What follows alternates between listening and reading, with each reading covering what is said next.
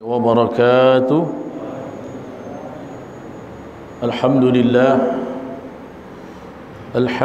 nahmaduhu wa nasta'inuhu wa nastaghfiruh wa nu'minu bihi wa natawakkalu alayhi wa na'udzu billahi min syururi anfusina wa sayyiati a'malina may yahdihillahu fala mudilla lahu wa may yudlil falan tajida lahu waliyyan mursyida. Allahumma salli wa sallim wa barik ala nabiyyina Muhammadin wa ala alihi wa sahbihi ajma'in, amma ba'd. Jamaah sekalian, hadirin wal hadirat, hafizakumullah. Alhamdulillah wa syukrulillah. Segala puji hanya bagi Allah.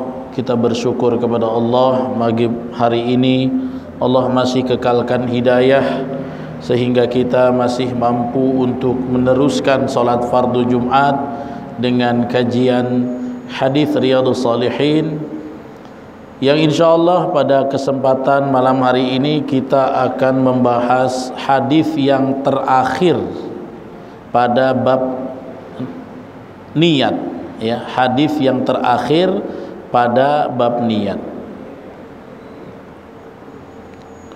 Hadis yang kita bahas adalah hadis yang dikeluarkan dari Abi Abdurrahman Abdullah ibn Umar ibn al-Khattab radhiyallahu anhuma,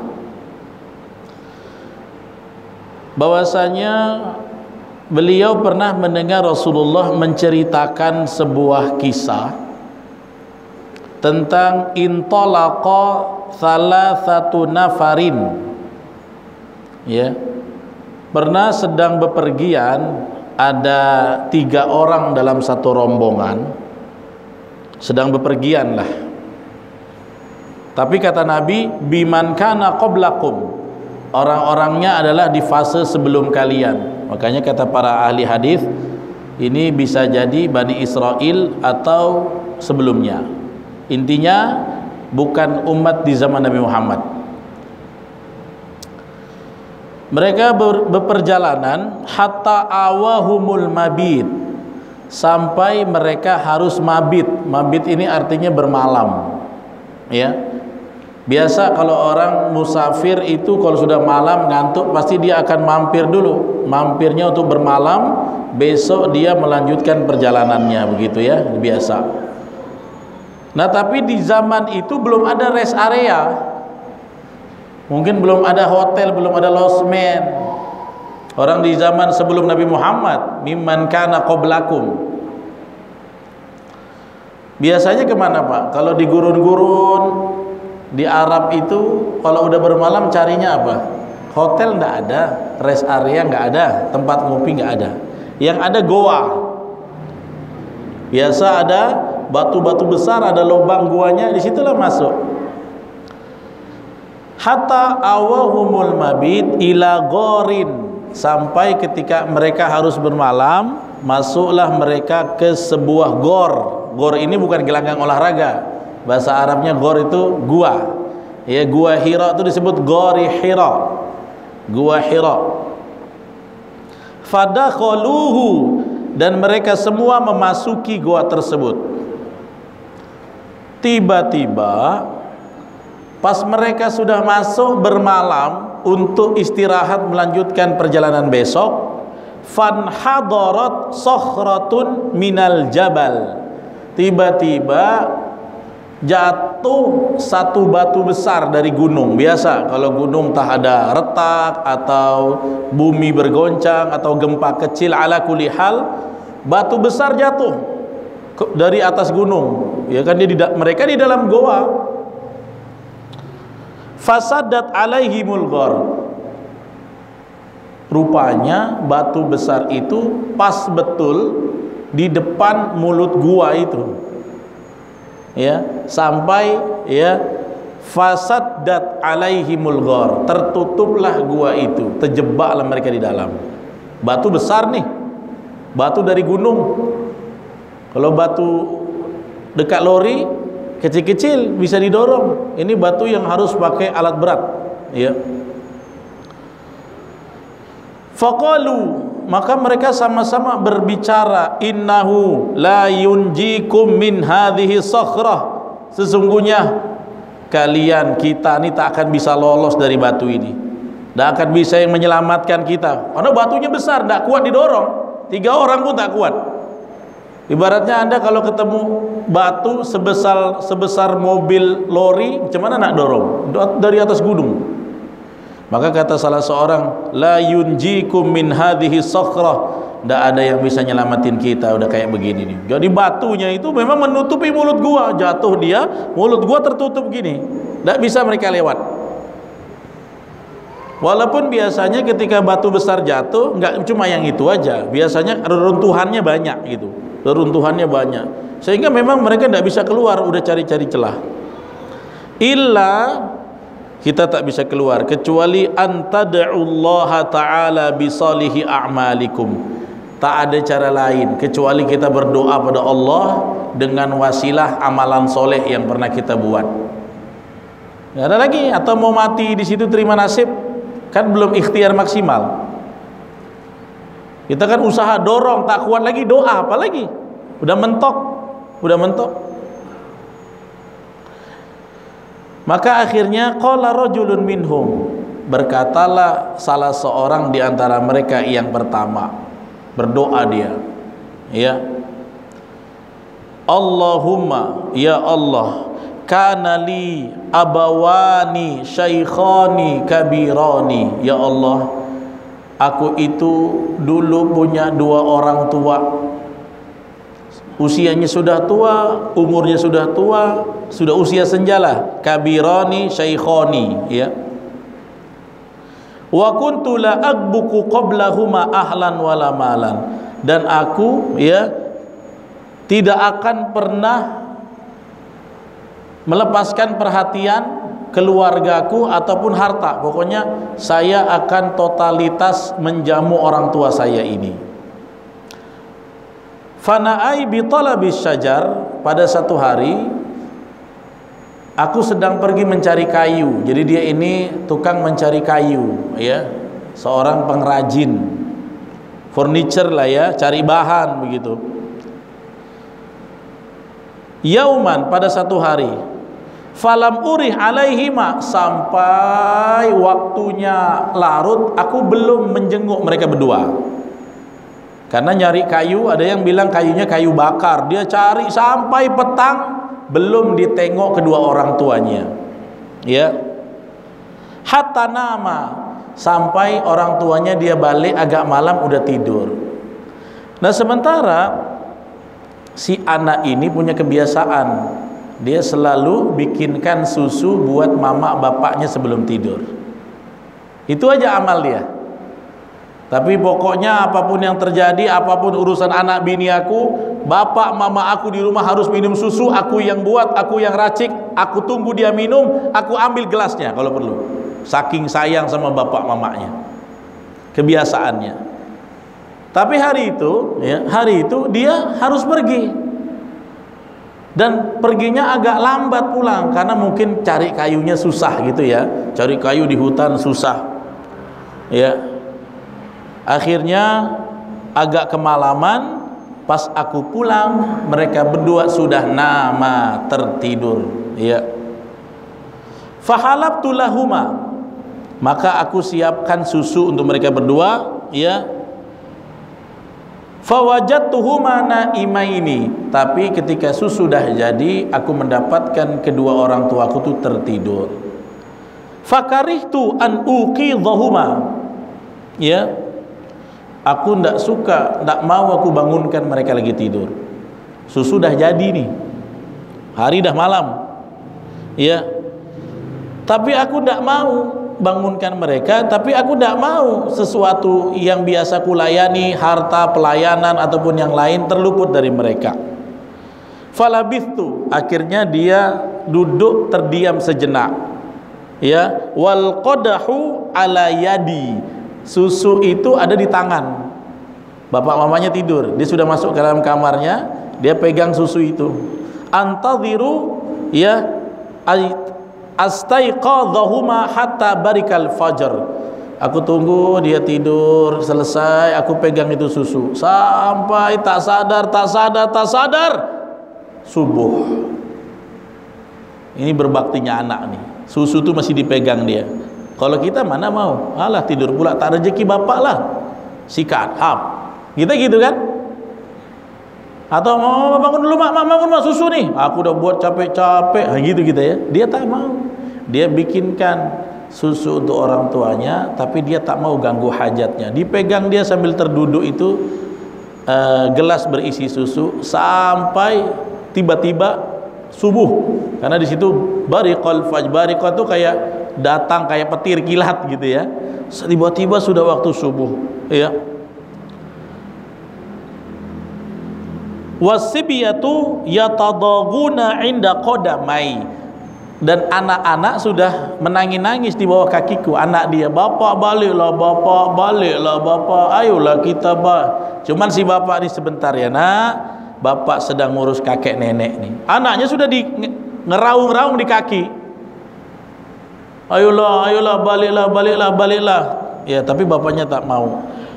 Fastaiqadha, barulah kedua orang tuanya bangun. Fasyariba, barulah mereka berdua aku kasih dan mereka minum ghabuqahuma, susu yang telah disediakan. Ya. Jadi ini amalan rutin berbuat baik kepada orang tua yang dilakukan oleh si rajulun, pemuda ini. Itu amal solehnya. Kemudian dia berdoa, bertawasul dengan amal. Allahumma in kuntu fa'altu dzalika ibtigha'a wajhika, ya Allah, kalau yang kulakukan itu aku ikhlas mengharap ridhamu ya Allah, fafarrij anna ma nahnu fihi min hadhihi sakhrah, maka bebaskanlah kami ya Allah dengan doa ini dari batu ini. Maka apa yang terjadi? Fan farajat syai'an la yastati'una al-khuruj minha, batunya bergerak Pak, tapi sikit belum bisa keluar lagi. Mustajab doanya. Ini namanya istihbabud doa ya fi halil kurbi ya. Kurbi itu dalam kesusahan. Doa dalam kesusahan itu mustajab ya. Asal dia punya jembatan yang membuat doanya itu jadi cepat. Tadi jembatannya apa? Amal soleh yang ikhlas. Tapi ya Allah, kalaulah memang aku lakukan itu ikhlas dan kau ridha ya Allah, tolong ya Allah bebaskan kami dari batu ini. Bergerak batunya, tapi sikit. Yastati'una la yastati'una al-khuruj minha, mereka bertiga belum bisa lagi keluar. Selesai.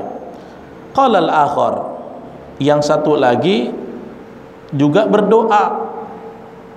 Apa doanya? Allahumma, ya Allah, kanat li ibnatun ammi, dulu aku punya seorang sepupu ya, sepupu aja lah bapak taunya karena bahasa Arab yang tersusah ya. Ibnatun ammi itu anaknya paman ya. Ammi juga itu paman dari darah bapak. Nah bingung kalau dalam bahasa Arab paman dari bapak, paman dari ibu beda bahasanya Pak.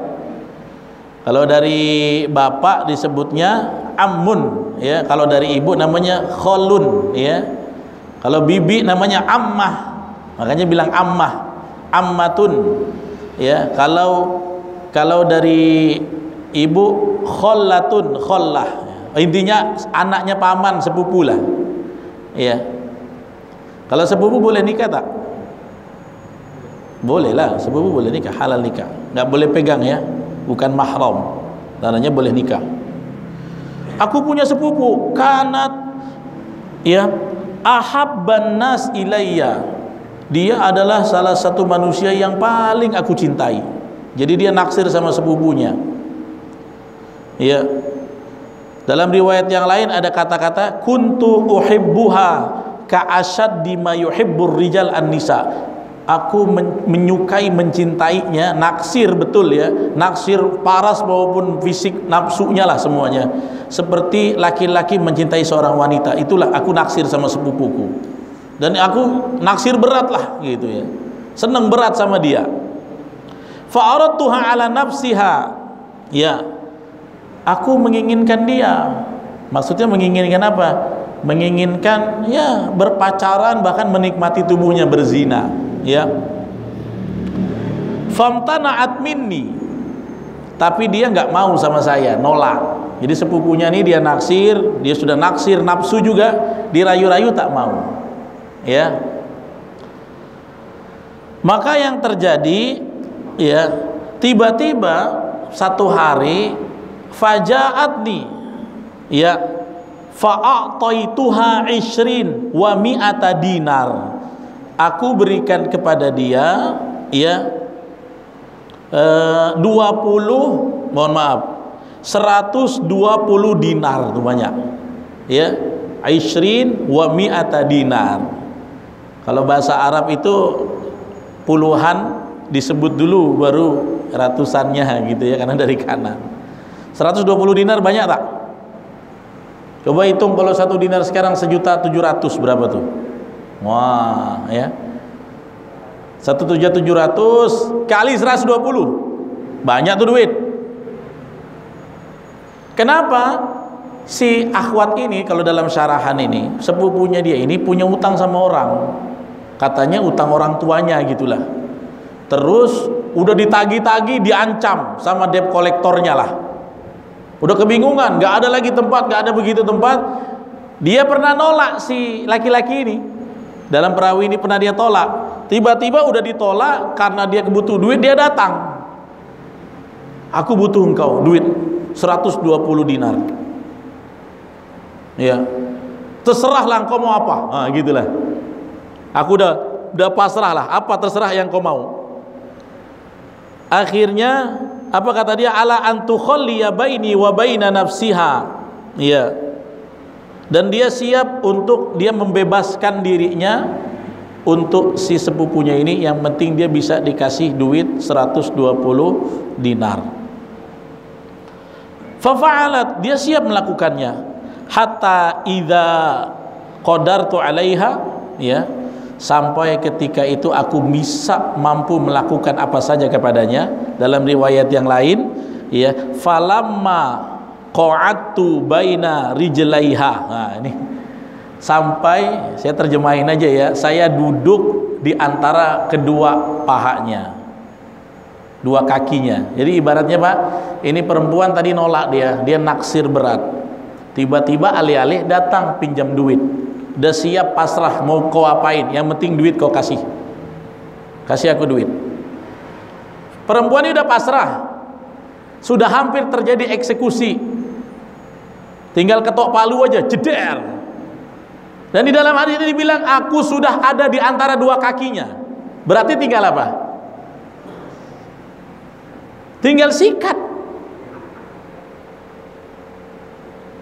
Tiba-tiba cewek ini meletuk, ittaqillah, takutlah kau kepada Allah, wala tafuddal khatam illa bihaqqihi. Janganlah, ya, engkau menghancurkan sebuah penutup kecuali dengan haknya. Maksudnya jangan kau nodai keperawanan seorang perempuan kecuali dengan haknya. Haknya apa? Nikah. Boleh. Ya, merobek keperawanan itu boleh, tapi dengan nikah. Ini kan nggak nikah. Ini perempuan masih perawan dan dia sudah berada di antara kedua kakinya. Dibilang bertakwalah. Ya. Tiba-tiba dia takut pada Allah. Fansaraftu anha. Sudah di antara kedua kakinya, tiba-tiba karena dia bilang bertakwalah kepada Allah, langsung dia berpaling, patah balik. Wahiyya ahabbun nas ilayya. Padahal itu perempuan yang selama ini aku suka, aku cinta, aku suka, aku naksir dari semua manusia yang perempuan pernah aku temui. Sudah tinggal ketok palu, selesai. Tiba-tiba rasa takut kepada Allah, ketakwaannya membuat dia bisa berpaling. Ini susah, Pak. Susah nih, Pak. Ustadz kiai aja belum tentu lulus kalau sudah tinggal ketok palu begitu. Subhanallah, ini susah. Biasanya sikat dulu lah, tobat kemudian, gitu kan? Udah di antara dua kaki, nggak perlu dipraktekkan kan? Kesian yang belum nikah terbayang-bayang kan, cuman tuh di antara dua kaki itu, gitu kan? Ya pokoknya gitulah. Ini susah, Pak. Ini amalan berat. Makanya dia ini dapat titisan ilmu Nabi Yusuf ini. Kalau Nabi Yusuf belum di antara dua kaki, belum, cuma sudah mulai buka selendang lah, tinggal sikat juga, ya. Wa taraktu adz-dzahab, dan itu dinar, emas lah atau uang yang dikasih aku tinggalin, aku kasih sama dia, aku nggak tuntut balik walaupun dia tidak dapat apa yang dia tuju, dia tinggalkan saja karena Allah. Alladzi a'taituha, yang pernah aku kasih bantu duitnya, tapi aku tidak menidurinya, tidak menzinahinya karena takut kepada Allah. Kemudian doa, ya Allah, Allahumma in kuntu fa'altu dzalika ibtigha'a wajhik, ya Allah, kalau yang kulakukan itu karena mengharap ridhamu, aku meninggalkan dosa maksiat zina karena aku ridha, ya, mengharap ridhamu, fafruj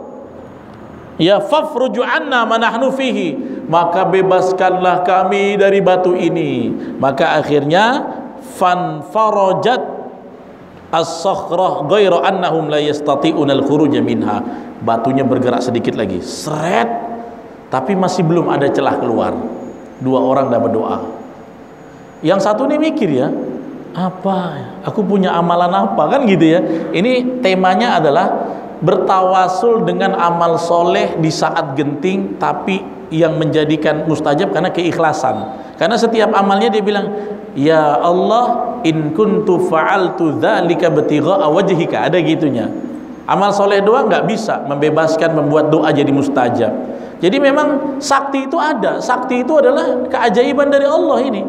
Ini kesaktian doa, bukan sakti dukun, bukan. Saktinya doa. Dan doa itu apa?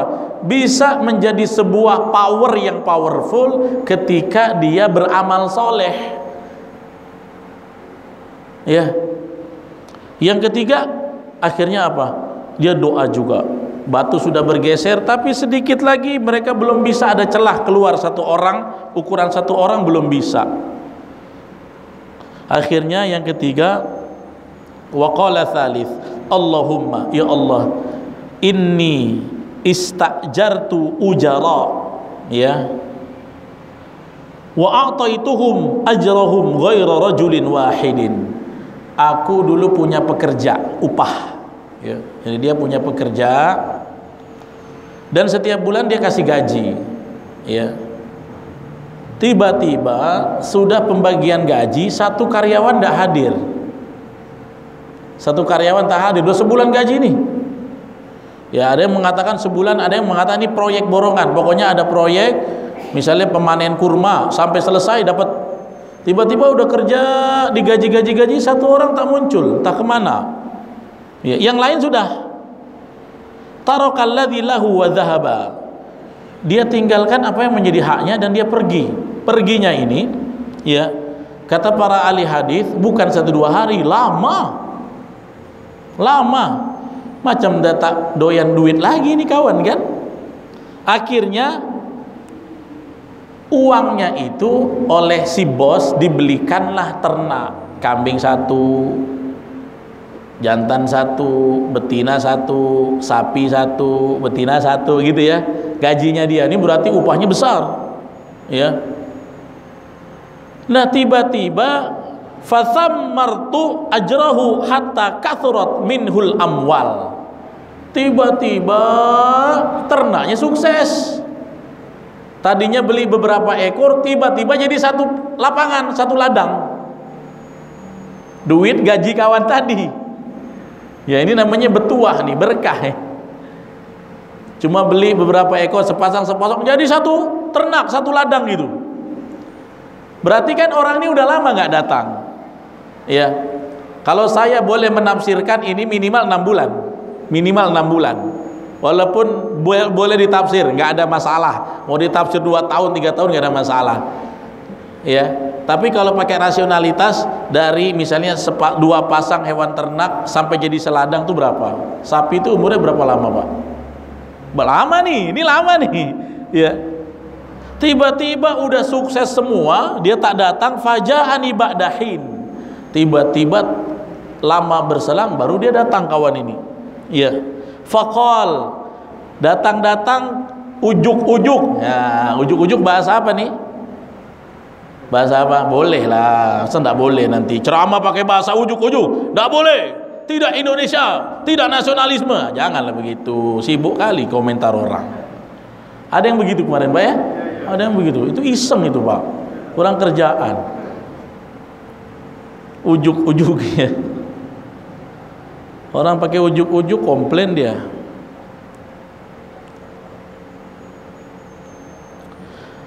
Tiba-tiba ini orang nongol, ya Abdallah, dia bilang, wahai bapak, addi ilayya ajri, kata dia, gaji aku mana? Sini serahin. Memang songong ini orang. Kau ngilang tiba-tiba kau minta gaji. Aku kira kau tak mau lagi. Datang pula kawan ini kan, addi ilayya ajri, mana gajiku waktu itu, mana? Tanya. Kasih ke aku sini. Fakultu, maka kata si tuan bos ini bos yang hebat jujur, kullu ma tara min ajrik. Kau lihat nggak semua tuh ternak ya? Oh iya saya lihat. Kenapa? Saya ngomong gaji saya mana? Ini semua yang kau tengok, inilah gajimu. Ini gaji. Enggak, gaji saya enggak sebanyak ini. Enggak sih ini. Paling bisa beli 4 sapi, 5 sapi kata dia. Ini udah 1 ladang sapi. Kullu matara min ajri, kata si bos. Yang kau lihat nih sepandangan mata berarti kan banyak Pak. Ini semua gaji kamu. Ya. Bahkan di dalam hadis disebut, bukan tadi saya cuma bilang sapi dan kambing ya. Di sini dibilang apa? Minal ibil wal baqor wal ghanam war raqiq. Ya. Apa itu ibil? Unta, sapi, kambing, keledai lah gitu ya, atau yang lain-lainnya. Faqala ya Abdullah, lah tahtazi'u bi, jangan bercanda kamu ya, istihza tuh, jangan ngeledek lah. Maka kata bosnya, fakultu la astahzi'u bi, aku nggak bercanda, ini semua milik kamu. Fa akhadhahu kullahu, maka si kawan ini memang nggak tahu diri, diambil semua sama dia. Ya, fastaqahu falam yatruk bin husai'an, diambil semua bersih rata, nggak ada ditinggal sedikit pun. Memang kemaruk kawan ini, udahlah tak ada, menghilang ya, menghilang tak jelas. Kalau zaman anak sekarang itu ada ikhwan datang ke akhwat bilang mau nikah, habis itu hilang, namanya ghosting tuh Pak, menyakitkan itu. Saya serius sama kamu, nanti saya datang ke orang tua, enggak muncul 2 tahun. Nah, ini menyakitkan ini. Ya, kawan ini nunggu ya kan, sakit hati dia. Ada yang datang, jangan, saya udah ada yang mau, tapi nggak datang 2 tahun. Wah, kayak begini nih, sekali datang hajatnya lain. Harusnya kan kita ya, terima kasih bos, duit saya udah diolah jadi banyak, inilah setengah saya bawa, setengah buat bos, itu udah mending ya. Ini apa? Fa'akhadha, dia ambil semua, walam yatruk syai'an, tak disisain sedikit pun. Si bosnya apa? Ya udah nggak apa-apa, ikhlas, pergilah kau, itu hakmu ya. Terus dia berdoa, Allahumma in kuntu fa'altu dzalika ibtigha'a wajhik, ya Allah, kalau aku lakukan itu sebagai pemimpin yang amanah karena mengharap ridhamu, fafruj anna ma nahnu fihi, maka bebaskanlah kami dari himpitan batu ini. Akhirnya apa?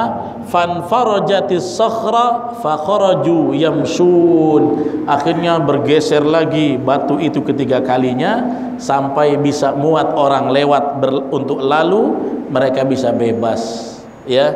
Inilah kisah yang diceritakan oleh Abdullah ibn Umar ibn al-Khattab radhiyallahu anhuma, yang disampaikan Nabi dalam hadis beliau tentang kisah di zaman sebelum Nabi Muhammad, yaitu Bani Israel. Hadis ini riwayat Imam Bukhari dan Muslim, muttafaqun alaih ya. Nah, ini hadis yang kita bahas hari ini. Menarik ya kisahnya.